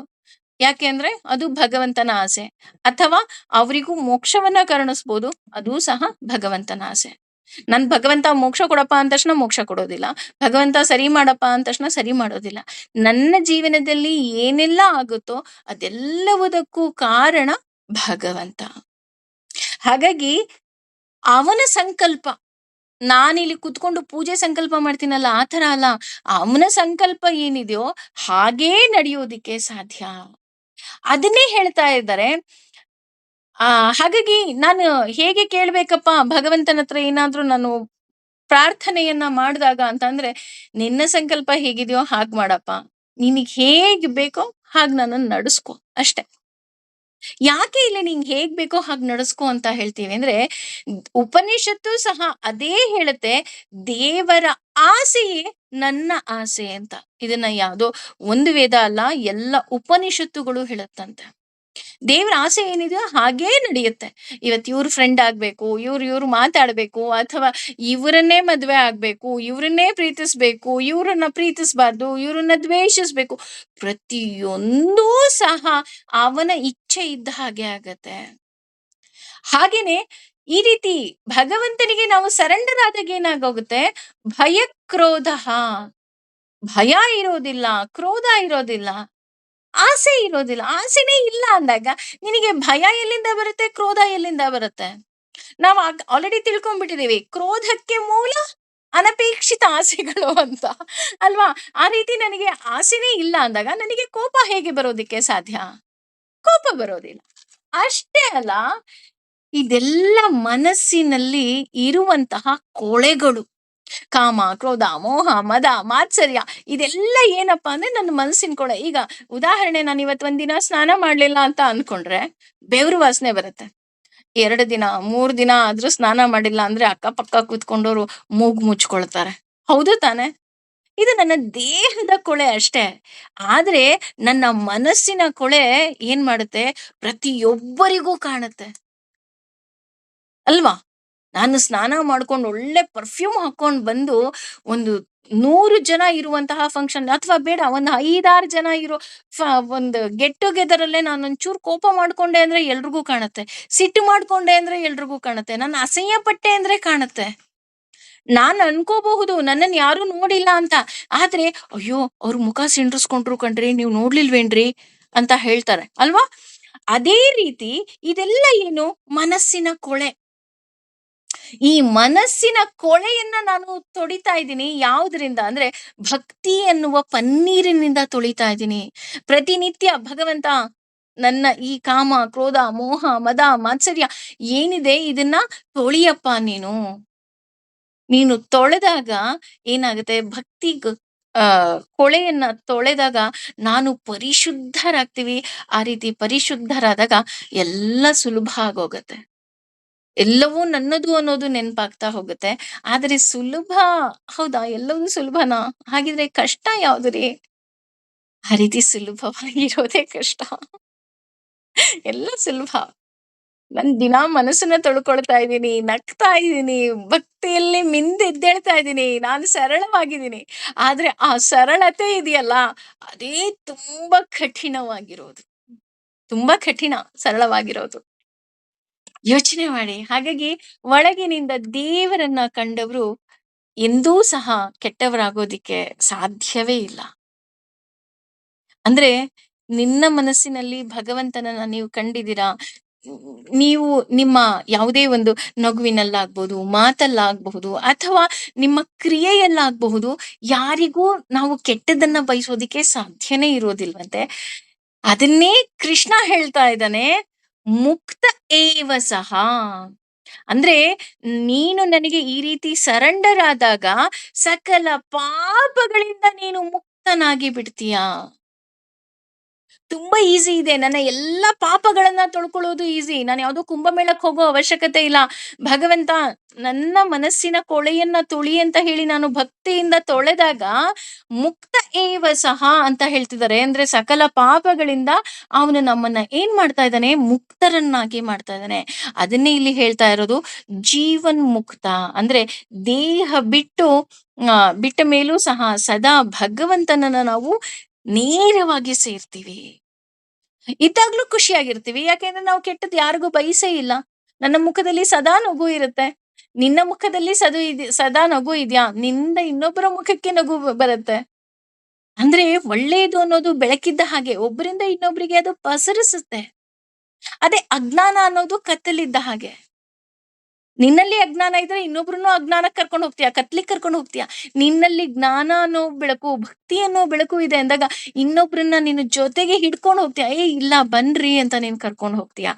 ಆಗ ಏನಾಗುತ್ತೆ, ದೇಹ ಬಿಟ್ಟು ಹೋದ್ಮೇಲೂ ಸಹ ನಾವು ಸದಾ ಭಗವಂತನನ್ನ ಸೇರ್ತೀವಿ. ಧ್ಯಾನಕ್ಕೆ ಕುಳಿತಾಗ ಹೇಗ್ ಧ್ಯಾನ ಮಾಡ್ಬೇಕಾಗಾದ್ರೆ? ಹಾಗಿದ್ರೆ ನಾನು ಈಗ ನೀವ್ ಹೇಳ್ತಾ ಇದ್ದೀರಲ್ವಾ ಭಗವಂತನನ್ನ ಸೇರ್ಬಿಡ್ತೀವಿ ಅಂತ. ಹಾಗಿದ್ರೆ ನಾನ್ ದೇವ್ರಾಗ್ ಹೋಗ್ಬಿಡ್ತೀನಾ? ಅಥವಾ ನಾಳೆ ದೇವ್ರಾಗೋ ಸಾಧ್ಯತೆ ಇದೆಯಾ? ಇವಾಗೆಲ್ಲ ಇದೆಯಲ್ವಾ, ಮಾನವರೇ ದೇವ್ರು. ಮಾನವರನ್ನ ಕೂರಿಸ್ಬಿಟ್ಟು ದೇವ್ರಿಗೆ ಏನೆಲ್ಲ ಅಭಿಷೇಕ, ಪೂಜೆ, ಎಲ್ಲ ಆಗುತ್ತೋ ಎಲ್ಲ ಮಾನವರಿಗೆ ಮಾಡೋದು. ಆ ರೀತಿ ನಾನ್ ದೇವ್ರಾಗ್ ಹೋಗ್ಬಿಡ್ತೀನಾ? ಅದಕ್ಕೆ ಕೃಷ್ಣ ಹೇಳ್ತಿದ್ದಾನೆ, ಇಲ್ಲ, ಇದ್ಯಾವ್ದು ಆಗೋದಿಲ್ಲ. ಹೌದಾ? ನಾವು ದೇವ್ರಾಗೋದಿಲ್ವಾ? ಇಲ್ಲ. ನಾನು ದೇವ್ರಾಗೋದಿಕ್ಕೆ ಸಾಧ್ಯವೇ ಇಲ್ಲ. ಯಾಕಪ್ಪ ಅಂತ ಅಂದ್ರೆ, ನಾನು ಭಗವಂತನ ಒಂದು ಅಂಶ ಅಷ್ಟೆ. ಯಾರಾದ್ರೂ ನಾನು ದೇವರು ಅಂತ ಮನುಷ್ಯರು ಹೇಳ್ತಾ ಇದ್ದಾರೆ ಅಂದ್ರೆ, ಅಲ್ಲೇ ತಿಳ್ಕೊಳ್ಳಿ ಅವರ ಬಗ್ಗೆ ಎಷ್ಟು ಸುಳ್ಳು ಹೇಳ್ತಿದ್ದಾರೆ ಅಂತ. ದಯವಿಟ್ಟು ಯಾವ ಮನುಷ್ಯರನ್ನೂ ಸಹ ದಯಮಾಡಿ ಪೂಜೆ ಮಾಡಬೇಡಿ. ಮನುಷ್ಯರು ದೇವರಾಗೋದಿಕ್ಕೆ ಸಾಧ್ಯವೇ ಇಲ್ಲ. ಭಗವಂತ ಭೂಮಿಗಿಳಿದು ಬಂದಾಗ ಅದು ಅವತಾರ. ಇದು ಯಾವಾಗ ನಮಗೆ ಮನನ ಆಗತ್ತೆ, ಆಗ ನಮ್ಮ ಕೈಯಲ್ಲಿ ತಪ್ಪುಗಳು ಕಮ್ಮಿ ಆಗ್ತಾ ಹೋಗತ್ತೆ. ಇದನ್ನೇ ಮುಂದುವರೆದು 29ನೇ ಶ್ಲೋಕದಲ್ಲಿ ಹೇಳ್ತಾ ಇದ್ದಾನೆ ಭಗವಂತ. ಏನ್ ಹೇಳ್ತಾ ಇದ್ದಾನಪ್ಪ ಅಂದ್ರೆ, ಭೋಕ್ ಭೋಕ್ತವಾರಂ ಅಂದ್ರೆ ಭೋಕ್ತರನ್ನ, ಯಜ್ಞ ಯಜ್ಞ ಯಜ್ಞ ಅಂದ್ರೆ ಯಜ್ಞ ಅಂತಾನೆ, ತಪಸಾಂ ಅಂದ್ರೆ ತಪಸ್ಸು ಮತ್ತು ವ್ರತಗಳು, ಸರ್ವಲೋಕ ಎಲ್ಲ ಲೋಕಗಳು ಮತ್ತು ಅವುಗಳು ದೇವತೆಗಳ ಲೋಕವಾಗಿದೆ. ಮಹಾ ಈಶ್ವರಂ ಅಂದ್ರೆ ಪರಮ ಪ್ರಭುವಾಗಿದ್ದಾನೆ. ಸುವ್ಯಧಂ ಅಂದ್ರೆ ಆಶ್ರಯದಾತನು, ಸರ್ವ ಎಲ್ಲ ಭೂತಾನಾಂ ಜೀವಿಗಳು ಜ್ಞಾತ್ವಾ ತಿಳಿದು, ಮಾಂ ಅಂದ್ರೆ ನನ್ನನ್ನು ಅಂದ್ರೆ ಇಲ್ಲಿ ಕೃಷ್ಣನನ್ನು ಅನ್ನೋ ಅರ್ಥ ಬರ್ತಾ ಹೋಗುತ್ತೆ. ಶಾಂತಿಂ ಅಂದ್ರೆ ಶಾಂತಿಯನ್ನ, ಅಂದ್ರೆ ಎಲ್ಲದಕ್ಕೂ ಪರಿಹಾರ ಅನ್ನೋ ಅರ್ಥನೂ ಸಹ ಬರುತ್ತೆ. ರುಚ್ಛತಿ ಅಂದ್ರೆ ಪಡೆಯುತ್ತಾನೆ. ಅಂದ್ರೆ ಭಗವಂತನನ್ನ ಈ ರೀತಿ ನಾವು ತಿಳಿಯಬೇಕು. ಅಂದ್ರೆ ಯಾವ ರೀತಿ ತಿಳಿಬೇಕು, ಯಾವ ರೀತಿ ಧ್ಯಾನ ಮಾಡಬೇಕು ಅನ್ನೋದು ಬಹಳ ಮುಖ್ಯ ಆಗುತ್ತೆ. ಅದಕ್ಕೆ ಇಲ್ಲಿ ಭಗವಂತನೇ ನಮ್ಗೆ ಇನ್ನೂ ಸರಳವಾಗಿ ಹೇಳ್ಕೊಡ್ತಾ ಇದ್ದಾನೆ. ಯಜ್ಞ ತಪಸಾಂ ಭೋಕ್ತಾರಂ ಅಂದ್ರೆ ಇಲ್ಲಿ ನೀವು ಶ್ಲೋಕ ಓದ್ಬೇಕಾದ್ರೆ ಭೋಕ್ತಾರಂ ಯಜ್ಞ ತಪಸಾಂ ಅಂತ ಬರ್ತಾ ಹೋಗುತ್ತೆ. ಆದ್ರೆ ಅರ್ಥ ಹೇಳ್ಬೇಕಾದ್ರೆ ಯಜ್ಞ ತಪಸಾಂ ಭೋಕ್ತಾರಂ ಅಂತ ಬರುತ್ತೆ. ಅಂದ್ರೆ ನಾವು ಇಲ್ಲಿ ಏನು ಯಜ್ಞ ಮಾಡ್ತೇವೋ ಅದು ದೇವರ ಪೂಜೆ ಇದ್ದ ಹಾಗೆ. ಯಜ್ಞ ಅಂದ್ರೆ ಏನು? ಯಜ್ಞ ಇಸ್ ನಥಿಂಗ್ ಬಟ್ ಅದೇ ಒಂದು ಆರಾಧನೆ. ಇಲ್ಲಿ ಭೂಲೋಕದಲ್ಲಿ ಅಂದ್ರೆ ಅದರಲ್ಲೂ ಈ ಕಲಿಯುಗದಲ್ಲಿ ನಾವು ಮಾಡುವಂತಹ ಸಕಲ ಕಾರ್ಯಗಳೂ ಸಹ ತಪಸ್ಸಿದ್ದ ಹಾಗೆ. ಯಜ್ಞ ಅಂದ್ರೂ ಒಂದು ರೀತಿಯಾದಂತಹ ತಪಸ್ಸೆ. ನಾವು ಮಾಡುವ ಸಕಲ ಕೆಲಸಗಳು ಯಜ್ಞ ಇದ್ದ ಹಾಗೆ. ಅದಕ್ಕೆ ನಮ್ಮ ಬಸವಣ್ಣನವ್ರು ಹೇಳಿದಾರಲ್ವಾ, ಕಾಯಕವೇ ಕೈಲಾಸ, ನೀನು ನಿನ್ನ ಕೆಲಸವನ್ನ ಮಾಡು. ಅದೇ ರೀತಿ 4 ಜನ ಕೂತು ಅಲ್ಲಿ ನಾವು ಜ್ಞಾನವನ್ನ ಪಡಿತಾ ಇದ್ದೀವಿ ಅಂದ್ರೂ ಅದು ಜ್ಞಾನ ಯಜ್ಞವಾಗ್ತಾ ಹೋಗುತ್ತೆ. ಹಾಗಾಗಿ ಎಲ್ಲಾ ದೇವರ ಪೂಜೆಯನ್ನು ಸಹ ಸ್ವೀಕರಿಸುವ ಭಗವಂತ ನಾನೇ ಅಂತ ಇಲ್ಲಿ ಭಗವಂತನೇ ಸ್ವತಃ ಘೋಷಣೆಯನ್ನ ಮಾಡ್ತಾ ಇದ್ದಾನೆ. ಬೇರೆ ಯಾರೋ ಅಲ್ಲ. ನೀವ್ ಯಾವುದೇ ಪೂಜೆಯನ್ನ ಮಾಡಿದ್ರು ಸಹ ನೀವು ನನ್ನನ್ನೇ ಪೂಜೆ ಮಾಡಿದ ಹಾಗೆ. ಹೇಗೆ ಅಂತ ಅಂದ್ರೆ, ಮಳೆ ಎಲ್ಲೋ ಬಂದು ಭೂಮಿಗೆ ಬಿದ್ದರೂ ಸಹ ಆ ನೀರು ಹೋಗಿ ಸೇರುವುದು ಸಮುದ್ರಕ್ಕೆ. ಗಂಗೆಯಲ್ಲಾದ್ರೂ ಬೀಳ್ಲಿ, ಕಾವೇರಿಯಲ್ಲಾದ್ರೂ ಬೀಳ್ಲಿ, ಗೋದಾವರಿಯಲ್ಲಾದ್ರೂ ಬೀಳ್ಲಿ, ನರ್ಮದೆಯಲ್ಲಾದ್ರೂ ಬೀಳ್ಲಿ, ಗಂಗೆ ಚೈವನೆ ಚೈವ ಗೋದಾವರಿ ಸರಸ್ವತಿ ನರ್ಮದೇ ಸಿಂಧು ಕಾವೇರಿ ಜಲೇಸ್ಮಿನ್ ಸನ್ನಿಧಿಂ ಕುರು ಅನ್ನೋ ಹಾಗೆ ಈ ಸಪ್ತ ನದಿಗಳ ಜೊತೆ ಇನ್ಯಾವ ನದಿಗೆ ಆ ಮಳೆ ನೀರು ಬಿದ್ರೂ ಅದು ಹೋಗಿ ಹೇಗೆ ಹಿಂದೂ ಮಹಾಸಾಗರವನ್ನ ಸೇರುತ್ತೋ ಹಾಗೆ ನೀನು ಯಾವ ದೇವರನ್ನ ಪೂಜೆ ಮಾಡಿದರೂ ಸಹ, ಅಥವಾ ಯಾವ ದೇವರನ್ನು ಕುಳಿತು ನೀನು ಪೂಜೆ ಮಾಡಿದ್ರೂ ಸಹ ಅದು ಬಂದು ಸೇರೋದು ನನ್ನನ್ನೇ. ಯಾಕೆ? ನಾನು ಏನೇ ಪೂಜೆ ಮಾಡಿದರೂ ಸಹ ಕೊನೆಗೆ ಹೇಳೋದೇನೋ, ಸರ್ವಂ ಶ್ರೀ ಕೃಷ್ಣಾರ್ಪಣಮಸ್ತು. ಕಾಯೇನ ವಾಚಾ ಮನಸೇಂದ್ರಿಯೈರ್ವಾ ಬುದ್ಧ್ಯಾತ್ಮನ ವಾ ಪ್ರಕೃತೆ ಸ್ವಭಾವಾತ್ ಕರೋಮಿ ಯಜ್ಞಂ ಸಕಲಂ ಪರಸ್ಮೈ ನಾರಾಯಣಾಯೇತಿ ಸಮರ್ಪಯಾಮಿ. ಕೆಲವ್ರು ಹೇಳ್ತಾರೆ, ಹಾಗಿದ್ರೆ ಗಣಪತಿ ಅರ್ಪಣಂ ಅಂತ ಹೇಳ್ಬೇಕಾ, ದೇವಿ ಪಾದಾರ್ಪಣಮಸ್ತು ಹೇಳ್ಬೇಕಾ, ಅಥವಾ ಶಿವಾರ್ಪಣಮಸ್ತು ಹೇಳ್ಬೇಕಾ, ಬೇರೆ ಅರ್ಪಣಮಸ್ತು ಹೇಳ್ಬೇಕಾ? ಇಲ್ಲ ರೀ, ನೀನ್ ಏನೇ ಹೇಳಿದ್ರು ಕೊನೆಗೆ ಕೃಷ್ಣಾರ್ಪಣನೆ. ಯಾಕೆ ಅಂದ್ರೆ ಅದು ಎಲ್ಲವುದರ ಫಲ ಕೊಡೋದು ನಾನೇ. ಯಾಕಪ್ಪ ಅಂದ್ರೆ ಇಲ್ಲಿ ಉಪನಿಷತ್ತಲ್ಲೂ ಅದನ್ನೇ ಹೇಳ್ತಾ ಇದ್ದಾರೆ, ಅಂತರ್ಯಾಮಿಯಾಗಿ ಇರುವವನು ನಾರಾಯಣ. ಉಪನಿಷತ್ ಮತ್ತೆ ಹೇಳ್ತಾ ಇದೆ. ಈಗ ಗಣಪತಿಯಲ್ಲಿ ಅಂತರ್ಯಾಮಿಯಾಗಿ, ಶಿವನಲ್ಲಿ ಅಂತರ್ಯಾಮಿಯಾಗಿ, ಪಾರ್ವತಿಯಲ್ಲಿ ಅಂತರ್ಯಾಮಿಯಾಗಿ, ಲಕ್ಷ್ಮಿಯಲ್ಲಿ ನೀನು ಯಾವ ದೇವರನ್ನ ಕುಳಿತು ನೀನು ಪೂಜೆ ಮಾಡ್ತೀಯೋ ಆ ದೇವರಲ್ಲಿ ಅಂತರ್ಯಾಮಿಯಾಗಿ ಕುಳಿತು ನಿನಗೆ ಫಲವನ್ನ ಕೊಡುವವನು ನಾನೇ. ಹೇಗೆ ಅಂತ ಅಂದ್ರೆ, ಈಗ ಒಂದು ದೊಡ್ಡ ಮನೆ ಇರುತ್ತೆ. ಆ ಮನೆಯಲ್ಲಿ ಅಡಿಗೆ ಮನೆನೂ ಮನೆಗೆ ಸೇರಿದ್ದು, ಕಿಚನ್ನು ಮನೆಗೆ, ಅಡಿಗೆ ಮನೆನೂ ಮನೆಗೆ ಸೇರಿದ್ದು, ಬೆಡ್ರೂಮು ಮನೆಗೆ ಸೇರಿದ್ದು, ಹಾಲು ಮನೆಗೆ ಸೇರಿದ್ದು ಅಲ್ವಾ? ನಾವೇನ್ ಅನ್ಕೊಂತಿದೀವಿ, ಹಾಲೇ ಇಂಪಾರ್ಟೆಂಟು, ಅಡಿಗೆ ಮನೆನೇ ಇಂಪಾರ್ಟೆಂಟು, ಈ ಬೆಡ್ರೂಮೇ ಇಂಪಾರ್ಟೆಂಟು, ಗೆಸ್ಟ್ ರೂಮ್ ಇಂಪಾರ್ಟೆಂಟ್ ಅಂತ ನಾವ್ ಅನ್ಕೊಳ್ತಾ ಇದೀವಿ. ಇಲ್ಲ, ಅದೆಲ್ಲವುದು ಏನು, ಮನೆಯ ಒಂದು ಭಾಗ. ಹಾಗೇನೆ ಇಲ್ಲಿ ಭಗವಂತ ಏನಿದ್ದಾನೆ ಅವನು ಸರ್ವಂತರ್ಯಾಮಿಯಾಗಿದ್ದಾನೆ, ಎಲ್ಲರಲ್ಲೂ ಅಂತರ್ಯಾಮಿಯಾಗಿದ್ದಾನೆ. ಆದರೆ ನಾವೇನ್ ಅನ್ಕೊಂಡಿದೀವಿ, ಎಲ್ಲವೂ ಬೇರೆ ಬೇರೆ ಅಂತ ಹೇಳಿ ನಾವು ತಿಳ್ಕೊಂಡಿದೀವಿ. ಹಾಗಾಗಿ ಇಲ್ಲಿ ಭಗವಂತನೇ ಹೇಳಿದಾನೆ, ಎಲ್ಲರಲ್ಲಿ ಕುಳಿತಿರುವವನು ನಾನೇ. ನೀನ್ ಯಾರನ್ನ ಪೂಜೆ ಮಾಡ್ತೀಯೋ ಗೊತ್ತಿಲ್ಲ, ಆದ್ರೆ ಅವರಲ್ಲಿ ನಾನೇ ಕೂತಿದ್ದೀನಿ, ನಿನಗ್ ಗೊತ್ತಾಗ್ತಿಲ್ಲ ಅಷ್ಟೇನೆ. ಹಾಗಾಗಿ ಇಲ್ಲಿ ಉಪನಿಷತ್ತು ಸಹ ಹೇಳ್ತಾ ಇದೆ, ಅಂತರ್ಯಾಮಿಯಾಗಿ ಇರುವವನು ನಾರಾಯಣ. ಎಲ್ಲರ ಒಳಗೆ ಕುಳಿತಿರುವ ಈಶ್ವರನೇ ನಾರಾಯಣ ಅಂತ ಹೇಳ್ತಾ ಇದ್ದಾರೆ. 14 ಲೋಕಗಳ ಒಡೆಯ. ಹೇಗೆ ಅಂತ ಅಂದ್ರೆ, ನಾವು ಯಾವುದೇ ಹಳ್ಳಿಯಲ್ಲಿ ಟ್ಯಾಕ್ಸ್ ಕಟ್ಟಿದ್ರುನು ಅದು ಮಹಾರಾಜನಿಗೆ ಹೇಗೆ ಸೇರುತ್ತೋ ಹಾಗೇನೆ ಇಲ್ಲಿ ಭಗವಂತನೇ ಮಹೇಶ್ವರನಾಗಿದ್ದಾನೆ.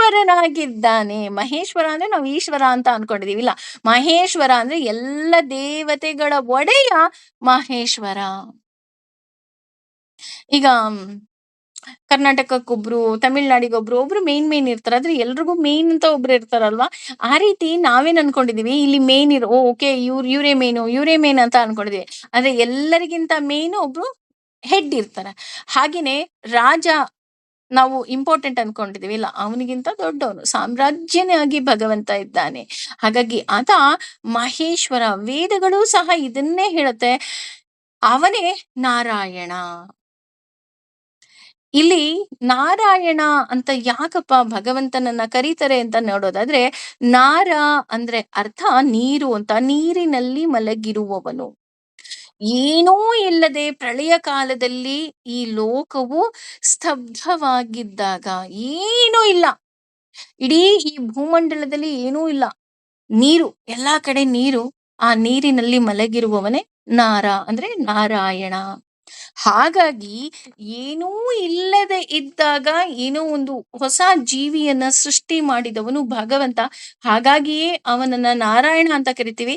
ಹೇಗೆ ಮನೆ ಹೆಡ್ಡೆ ಎಲ್ಲದಕ್ಕೂ ಮೇನ್ ಅಂತ ಹೇಗೆ ಹೇಳ್ತೀವಿ, ಹಾಗೆ ಭಗವಂತನೇ ಮೊದಲಿಗನಾಗಿರುವುದರಿಂದ ನಮ್ಮ ಎಲ್ಲ ಪೂಜೆಗಳ ಫಲವನ್ನ ಕೊಡುವವನು ಅವನೇ. ದೇವರ ಕಣ್ಣಿಗೆ ನಾವು ಬೀಳ್ತೀವ ಹಾಗಿದ್ರೆ? ನಮ್ಮ ನೆಕ್ಸ್ಟ್ ಕ್ವಶನ್ ಅಲ್ವಾ? ಇಷ್ಟೊಂದ್ ಜನ ಇದೀವಲ್ಲ, ನೀವ್ ಹೇಳ್ತಾ ಇದೀರಲ್ಲ, ಸರಿ, ನಾನು ಇದನ್ನೆಲ್ಲ ಒಪ್ಕೊಂತೀನಿ. 14 ಲೋಕ ಇದೆ. 14 ಲೋಕ ಇಲ್ರಿ. ಈಗ ಉದಾಹರಣೆ, ಒಂದ್ 50 ಜನ ಸ್ಟೂಡೆಂಟ್ಸ್ ಇದ್ರೇನೆ ಮೇಡಮ್ ಕಣ್ಣಿಗೆ ಬೀಳೋದು ಕಷ್ಟ. ಆಮೇಲೆ ನಾನೇ ಹೋಗಿ ಮಾತಾಡಿಸ್ಬೇಕು. ಈಗ ಉದಾಹರಣೆ, ಒಂದು 1000 ಜನನ್ ಪಾಪ ಫಂಕ್ಷನಿಗೆ ಕರೆದ್ ಬಿಟ್ಟಿರ್ತಾರೆ. ಅವ್ರೇ ಎಲ್ರಿಗೂ ಬಂದ್ ಮಾತಾಡ್ಸಕ್ ಆಗುತ್ತಾ? ಆಗಲ್ಲ ಅಲ್ವಾ? ನಾವೇನ್ ಮಾಡ್ತೀವಿ, ನಾವೇ ಹೋಗಿ ಮಾತಾಡಿಸ್ತೀವಿ. ನಾನ್ ಬಂದಿದ್ದೆ ಕಣ್ರಿ ನಿಮ್ ಮದ್ವೆಗೆ ಅಂತ ಹೇಳ್ತೀವಿ, ಅಥವಾ ಫಂಕ್ಷನಿಗೆ ಬಂದಿದ್ವಿ ಅಂತ ಹೇಳ್ತೀವಿ. ಹಾಗೇನೆ ನಮಗೀಗ ಭಯ ಶುರು ಆಗೋಯ್ತು. ಓಕೆ, ಎಲ್ಲಾ ಫಲ ಕೊಡೋನು ಭಗವಂತ ಅಂತ ಗೊತ್ತಾಯ್ತು. ಆದ್ರೆ ಭಗವಂತನ ಕಣ್ಣಿಗೆ ನಾವು ಬೀಳ್ತೀವ ಅಂತ ಅಂದ್ರೆ, ಇದಕ್ಕೆ ಭಗವಂತನೇ ಆನ್ಸರ್ ಮಾಡ್ತಾ ಇದ್ದಾನೆ. ಎಷ್ಟು ಸುಂದರವಾಗಿ ಉತ್ತರ ಕೊಡ್ತಾ ಇದ್ದಾನಪ್ಪ ಅಂದ್ರೆ, ಸುಹೃದಂ ಸರ್ವಭೂತಾನಾಂ ಅಂತ ಹೇಳ್ತಾ ಇದ್ದಾನೆ. ಅಂದ್ರೆ ನೀನ್ ಎಲ್ಲೋ ಯಾಕೆ ಹುಡುಕ್ತಿದ್ಯಾ ಭಗವಂತನನ್ನ? ನಾನ್ ನಿನ್ನೊಳಗೆ ಇದೀನಿ. ಯಾವ ರೀತಿ ಇದೀನಪ್ಪ ಅಂತ ಅಂದ್ರೆ, ಒಬ್ಬ ಬೆಸ್ಟ್ ಫ್ರೆಂಡ್ ಹೇಗಿರ್ತಾನೋ ಅದಕ್ಕೋಸ್ಕರನೇ ಅವನಿಗೆ ಮಿತ್ರ ಅಂತ ಕರೆಯೋದು. ಹಾಗಾಗಿ ಅವನು ನಮಗೆ ಒಬ್ಬ ಬೆಸ್ಟ್ ಫ್ರೆಂಡ್ ಆಗಿ ನನ್ಗೆ ಏನೆಲ್ಲ ಉಪಕಾರ ಮಾಡ್ತಾನಪ್ಪ ಅಂತ ಅಂದ್ರೆ, ಅಷ್ಟೆಲ್ಲ ಉಪಕಾರಗಳನ್ನ ಮಾಡ್ತಾನಂತೆ. ಒಬ್ಬ ಬೆಸ್ಟ್ ಫ್ರೆಂಡ್ ಹೇಗೆ ನಮಗೆ ಪ್ರತಿ ಹೆಜ್ಜೆಗೆ ಜೊತೆಗೆ ಇರ್ತಾನೆ, ಆ ರೀತಿ ಭಗವಂತ ನಮ್ಮ ಜೊತೆಗಿತ್ತು ನಮ್ಮನ್ನ ಕಾಪಾಡ್ತಾ ಹೋಗ್ತಾನಂತೆ. ಒಬ್ಬ ಬೆಸ್ಟ್ ಫ್ರೆಂಡ್ ಆದಾಗ ಒಂದ್ ಸಾವಿರ ಏನು, 1,00,000 ಜನ ಇದ್ರು ನನ್ನ ಬೆಸ್ಟ್ ಫ್ರೆಂಡ್ ನನ್ನನ್ನು ಹುಡುಕಲ್ವಾ? ಹಾಗೇನೆ ಇಲ್ಲಿ ಭಗವಂತ ನನ್ನನ್ನ ಕೈ ಹಿಡಿದು ನಡೆಸ್ತಾನೆ. ಆದ್ರೆ ನಾವು ದಡ್ರು ಕಣ್ರಿ.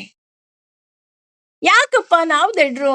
ಯಾಕ್ ಮೇಡಮ್ ಬೈತಾರೆ ಯಾವಾಗ್ಲೂ ನಮ್ಗೆ ಅಂತ ಅಂದ್ರೆ, ನಾವೇನ್ ಮಾಡ್ತೀವಿ, ಈ ಹರಕೆ ಹೊತ್ಕೊಂಡ್ರೆ ಒಳ್ಳೇದಾಗತ್ತೇನೋ, ಆ ಹರಕೆ ಹೊತ್ಕೊಂಡ್ರೆ ಒಳ್ಳೇದಾಗತ್ತೇನೋ ಅಂತ ನಾವು ಪ್ರತಿನಿತ್ಯ ಈ ಹರಕೆ, ಆ ಪೂಜೆ, ಈ ಪುನಸ್ಕಾರ ಅಂತ ಹೇಳ್ತಾ ಇದೀವಿ. ಆದ್ರೆ ನಾವು ಮರ್ತೇ ಬಿಡ್ತೀವಿ, ಈ ದೇಹ ಈ ಭೂಮಿಗೆ ಬರ್ಬೇಕಾದ್ರೆ ನಾವೇನಾದ್ರು ಅನ್ಕೊಂಡಿದ್ವಾ? ಇಂಥವ್ರೇ ಅಪ್ಪ ಆಗ್ಬೇಕು, ಇಂಥವ್ರೇ ಅಮ್ಮ ಆಗ್ಬೇಕು, ಅಥವಾ ಇಂಥವನನ್ನೇ ಮದ್ವೆ ಆಗ್ಬೇಕಂತ ನಾವೇನಾದ್ರು ಅನ್ಕೊಂಡ್ ಬಂದಿದ್ವಾ? ಇಲ್ಲ ಅಲ್ವಾ? ನಾವ್ ಯಾರನ್ನ ಮದ್ವೆ ಆಗ್ಬೇಕು ಅಂತಾನು ಅವನೇ ನಿಶ್ಚಯ ಮಾಡ್ಬಿಟ್ಟಿದಾನೆ. ಎಷ್ಟೋ ಜನರಿಗೆ ಇದರ ಅನುಭವ ಇನ್ನೂ ತುಂಬಾ ಚೆನ್ನಾಗಾಗಿರುತ್ತೆ. ಹಾಗೆ ಎಲ್ಲವನ್ನ ನಮ್ಮ ಕಾಲಕ್ಕೆ ತಕ್ಕ ಹಾಗೆ ಅವನು, ನಾವು ಮರೆತರೂ ಅವನು ಮರೆಯದೆ ನಮ್ಗನ್ನ ಅದನ್ನೆಲ್ಲ ನಮಗೇನ್ ಬೇಕೋ ಅದನ್ನ ಕೊಡ್ತಾ ಹೋಗ್ತಾನೆ. ಅಲ್ವಾ? ನಾವ್ ಅನ್ಕೊಂಡಿರ್ತೀವಿ, ಅಥವಾ ನಮ್ಮ ಅಪ್ಪ ಅಮ್ಮನೂ ಅನ್ಕೋಬಹುದು, ಎಸ್ ಇಂಥ ಹುಡ್ಗಂಗೆ ಇವಳಿಗೆ ಮದ್ವೆ ಮಾಡ್ಕೋಬೇಕು ಅಂತನೋ, ಇಂಥವ್ರನ್ನ ನಾವ್ ಆ ರೀತಿ ಆಗತ್ತಾ? ಆಗಿದ್ಯಾ? ಇಲ್ಲ. ಅವನ ಇಚ್ಛೆ ಹೆಂಗಾಗಿದೆ? ಅವನ ಇಚ್ಛೆ ಏನು? ನೀನ್ ಇವ್ರ ಮನೆಗೇ ಹೋಗಿ ಸೇರ್ಕೋಬೇಕು. ಇವ್ರೇ ನಿನ್ ಬೆಸ್ಟ್ ಫ್ರೆಂಡ್ ಆಗ್ಬೇಕು. ನೀನ್ ಇಷ್ಟೊತ್ತಿಗೆ ಇಲ್ಲೇ ಕ್ಲಾಸಲ್ಲಿ ಪಾಠ ಕೇಳ್ಬೇಕು. ಅಷ್ಟೇ ಯಾಕೆ, ಕೆಲವೊಂದು ಸಲ ನಾವ್ ಇಷ್ಟಪಟ್ಟು ಹೋಟೆಲ್‌ಗೆ ಹೋಗ್ತೀವಿ. ನಾವು ಹೋಗೋ ಹೋಟೆಲಲ್ಲಿ ಊಟನೂ ಸಿಕ್ಕಲ್ಲ. ಬೇರೆ ಇನ್ನೆಲ್ಲೋ ಊಟ ಮಾಡ್ಕೊಂಡ್ ಬಂದಿರ್ತೀವಿ. ಅಥವಾ ಕೆಲವೊಂದ್ ಸಲ ಸುಮ್ನೆ ಇನ್ನೆಲ್ಲೋ ಹೋಗಿರ್ತೀವಿ. ಇನ್ಯಾರ್ದೋ ಮನೇಲಿ ಊಟ ಮಾಡ್ಕೊಂಡ್ ಬಂದಿರ್ತೀವಿ. ಆ ಒಂದೊಂದು ಊಟದ ಅಂದ್ರೆ ಅನ್ನದ ಋಣ ಸಹ ನಮಗೆ ಭಗವಂತ ಮುಂಚೆನೆ ಬರೆದು ಬಿಟ್ಟಿರ್ತಾನೆ. ಅಲ್ವಾ? ಉದಾಹರಣೆ ನಾವ್ ಇನ್ನೆಲ್ಲೋ ಹೋಗಿ ಇನ್ನೆಲ್ಲೋ ಇರ್ಬೇಕು ಅನ್ಕೊಂತೀವಿ. ಇನ್ಯಾರೋ ಫೋನ್ ಮಾಡ್ತಾರೆ, "ಇಲ್ಲ ನಮ್ಮನೆಗೆ ಬನ್ನಿ. ನಮ್ಮಲ್ಲಿ ನೀವು ಊಟ ಮಾಡ್ಬೇಕು. ನಮ್ಮನೇಲಿ ಉಳ್ಕೋಬೇಕು." ಯಾಕೆ? ನಮ್ಮ ಋಣವನ್ನ ಅಲ್ಲಿ ಭಗವಂತ ಬರ್ದಿಟ್ಬಿಟ್ಟಿದ್ದಾನೆ. ಈಗ ನಾನು ಮಧ್ಯಾಹ್ನ ಎಲ್ಲಿ ಊಟ ಮಾಡ್ತೀನಿ ನನಗ್ ಗೊತ್ತಿಲ್ಲ. ಆದ್ರೆ ಭಗವಂತನಿಗೆ ಗೊತ್ತು. ಎಲ್ಲಿ ಇವ್ಳು ಊಟ ಮಾಡ್ಬೇಕು, ಎಲ್ಲಿ ತಿಂಡಿ ತಿನ್ಬೇಕು, ಇವ್ಳು ಯಾರ್ ಮನೆಗ್ ಹೋಗ್ಬೇಕು, ಏನ್ ಇವ್ಳದು ಪೂರ್ವ ಜನ್ಮದ್ದೆಲ್ಲ ಇದೆ. ಅದೆಲ್ಲ ಇವ್ಳು ಇಲ್ಲೇ ಕ್ಲಿಯರ್ ಮಾಡ್ಕೋಬೇಕು. ನಾನ್ ಮರ್ತೋಗ್ಬಿಡ್ತೀನಿ. ನಾನ್ ಕೆಲವೊಂದ್ಸಲ ಪ್ರಾಮಿಸ್ ಮಾಡ್ತೀವಿ, ಮರ್ತೋಗ್ತೇವೆ ನಾವು ಮನುಷ್ಯರು. ಆದ್ರೆ ಭಗವಂತ ಯಾರ್ನೂ ಮರೆಯೋದಿಲ್ಲ. ಹೇಗೆ ಒಬ್ಬ ಬೆಸ್ಟ್ ಫ್ರೆಂಡ್ ನಮ್ಮನ್ನ ಕೈ ಹಿಡಿದು ನಡೆಸ್ತಾನೆ, ಹಾಗೆ ಅವನು ಇರ್ತಾನೆ. ಉದಾಹರಣೆ ಜಯ ವಿಜಯರಿಗೂ ಅಷ್ಟೇ ಅಲ್ವಾ? ಅವನು ಹೇಳ್ತಾನೆ, 6 ಜನ್ಮದಲ್ಲಿ ನನ್ನ ಭಕ್ತರಾಗ್ತೀರಾ ಅಥವಾ 3 ಜನ್ಮದಲ್ಲಿ ನನ್ನ ಶತ್ರುಗಳಾಗಿ ಹುಟ್ತೀರಾ. ಅವ್ರು ಹೇಳ್ತಾರೆ, ನಿನ್ನ ಕೈಲಿ ಸಂಹಾರ ಮಾಡಿಸ್ಕೊಳ್ಳೋದು ನಮಗ್ ಖುಷಿನೇ. ನಾವು ನಿನಗ್ ಶತ್ರುಗಳಾಗೆ ಹುಡ್ತೀವಿ. ಬೇಗ ಸಂಹಾರ ಮಾಡ್ಬಿಡು. ಬೇಗ ಬಂದು ನಿನ್ನನ್ನ ಸೇರ್ತೀವಿ. ನಾವ್ ಅನ್ಕೊಳ್ತೀವಿ ಅಷ್ಟೇ, ಅಯ್ಯೋ ಕುಂಭಕರ್ಣನಿಗೆ ಅವ್ನು ಒಳ್ಳೇದ್ ಮಾಡ್ಲಿಲ್ಲ, ರಾವಣನಿಗೆ ಒಳ್ಳೇದ್ ಮಾಡ್ಲಿಲ್ಲ. ಆದ್ರೆ ರಾವಣನಲ್ಲೂ ಕುಳಿತು ಅವನ ಉಸಿರಲ್ಲಿ ಉಸಿರಾಗಿ ಭಗವಂತ ಇದ್ದ ಅಲ್ವಾ? ಅವನನ್ನ ಸಂಹಾರ ಮಾಡಿದ್ದು ಯಾಕೆ? ಜಯ ವಿಜಯರು ನನ್ನ ಲೋಕಕ್ಕೆ ಮತ್ತೆ ವಾಪಸ್ ಬರ್ಬೇಕು ಅನ್ನೋ ಒಂದು ಒಳ್ಳೆಯ ಯೋಚನೆಯಿಂದ. ಆ ರೀತಿ ದೇವರಿಗೆ ನಾವು ಏನಾದ್ರೂ ಇದು ಮಾಡ್ಬೇಕು ಅಂದ್ರೆ ಕೇವಲ ಭಕ್ತಿ ಅಷ್ಟೇ. ಹಾಗಿದ್ರೆ ದೇವರಿಗೆ ಭಕ್ತಿ ಮಾಡ್ಬೇಕಾ ಅಂತ ನಾವೇನಾದ್ರೂ ಕೇಳೋದಾದ್ರೆ, ಈಗ ಕೆಲವ್ರು ಹೇಳೋದುಂಟು, ಬರೀ ನಾವು ಎಲ್ಲ ಭಗವಂತನೇ ಮಾಡ್ತಾನೆ ಅಂದ್ರೆ ನಾನ್ ಯಾಕೆ ಅವನನ್ನ ಪ್ರೀತಿಸ್ಬೇಕು? ಅವನನ್ನ ನಾನು ಇಷ್ಟಪಡ್ಬೇಕು? ಹಂಗಂದ್ರೆ ನಾನು ಪ್ರೀತಿಸೋ ಅವಶ್ಯಕತೆನೇ ಇಲ್ಲ ಅಲ್ವಾ? ಅಂದ್ರೆ ಭಕ್ತಿ ಮಾಡೋ ಅವಶ್ಯಕತೆನೇ ಇಲ್ಲ ಅಲ್ವಾ? ಯಾಕಪ್ಪ ನಾವು ದೇವರನ್ನ ಪ್ರೀತಿಸ್ಬೇಕು ಅಂದ್ರೆ, ಪ್ರೀತಿ ಈಸ್ ನಥಿಂಗ್ ಬಟ್ ಭಕ್ತಿ ಅಷ್ಟೇ. ನನ್ನ ಬಾಯಲ್ಲಿ ಪ್ರೀತಿ ಅಂತ ಬರ್ತಿದೆ ಅಷ್ಟೇ. ದೇವರನ್ನ ಯಾಕೆ ಭಕ್ತಿ ಮಾಡ್ಬೇಕು? ಯಾಕೆ ನನ್ನ ಮನಸ್ಸಿನಲ್ಲಿ ಭಗವಂತನನ್ನ ಆರಾಧನೆ ಮಾಡ್ಬೇಕಪ್ಪ ಅಂದ್ರೆ, ಯಾರನ್ನೋ ಉದ್ಧಾರ ಮಾಡೋದಿಕ್ಕಲ್ಲ, ನನ್ನನ್ನ ನಾನು ಉದ್ಧಾರ ಮಾಡ್ಕೊಳ್ಳೋದಿಕ್ಕೆ.